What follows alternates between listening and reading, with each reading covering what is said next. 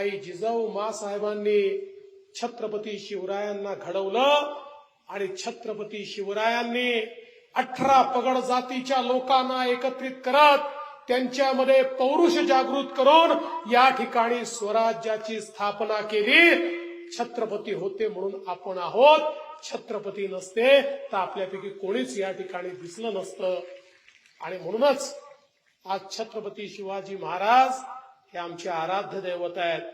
छत्रपती संभाजी महाराज ज्यांच्याबद्दल बोललं गेलं, देश धर्म पर मिटने वाला शेर शिवा का छावा था, महापराक्रमी परम प्रतापी एक ही शंभू राजा था, ते छत्रपती संभाजी महाराज असतील किंवा तारा राणी असतील किंवा त्यानंतरचा एक जाज्वल्य इतिहास असेल.